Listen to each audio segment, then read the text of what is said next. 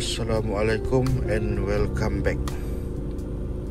Untuk hari ni kita ada Proton Saga FLX 1.3. Okay, hari ni kita nak tukar kita punya gear knob. So gear knob ni has been a while, for 8 years. Dia punya condition pun dah agak teruk. So yang ni yang first aku tukar past 8 years daripada original punya gear knob. Cuma yang ni beza dia, dia pun kawan aku bagi gear knob ni. And then we have another friend yang buat macam coating kat luar ni, macam coating kasar sikit.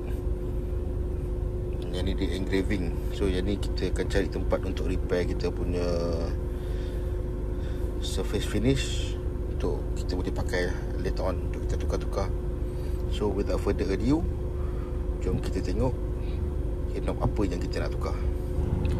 Okay, this is the gear knob yang aku baru beli daripada China, all the way from China, man.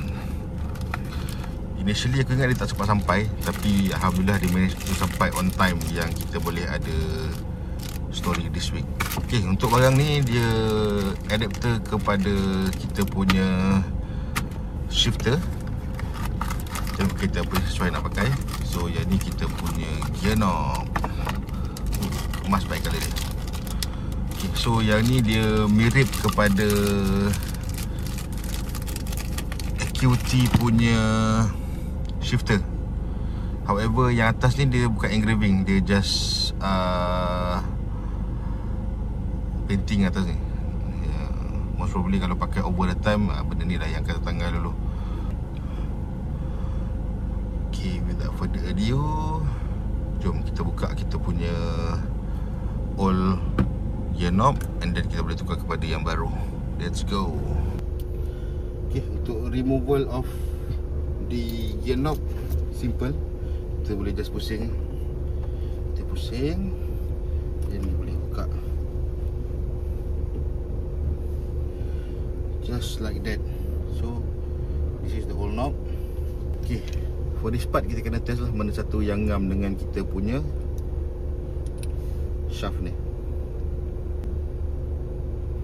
Okay, kita jumpa yang sesuai untuk kita guna.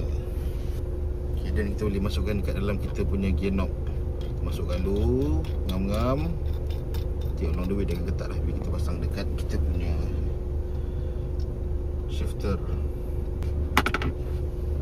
Okay, without further ado, jom kita pasang kita punya new gear knob.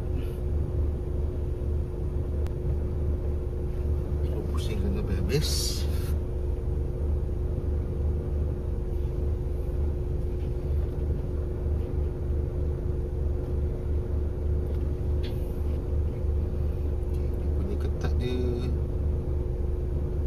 Just nice bila sampai dekat dia punya the very end of dia punya thread. And then this is the shifter punya condition selepas kita tukar. Dia punya satin finish dia memang sedap untuk dipegang. Cuma ni je lah, dia guna printed. Dia over the time dia akan cepat wear and tear ataupun deteriorate. Dia tak akan mengubah apa-apalah kita punya pada kita punya shifting punya point, kan, tetapi dia akan jadi lebih sedap untuk kita pegang. Dan for aesthetic view, okay lah, cantik lah. Dia punya colour purple dia memang very nice. So you can see kita punya indicator pun dah tegak ke depan. Dia punya feel of pegang ni pun very nice. So kalau kita buat side to side comparison, dia punya rupa lebih kurang sama lah. Dia punya ketinggian dia, yang ni lebih panjang berbanding dengan yang lama. Ini kita tunjuk side to side comparison. Okay, this is the side to side comparison. Yang boleh nampak yang ni dia punya after cylinder punya design ni, dia dah turun ada chamfer kat bawah. Yang ni pun sama juga, ada jumper, tapi dia lebih panjang. Okay folks, that's all. Kepada yang memiliki kereta manual lama, ini antara mod yang paling best untuk kita buat. Kita boleh tukar dengan harga yang menarik ataupun harga yang mampu milik. This one beli dekat Shopee at RM21 something, RM21 lebih. So kalau you all berminat, link ada dekat bawah. Dia menaikkan kita punya seri kereta lama. Okay, that's all guys. Thank you very much for watching. Assalamualaikum.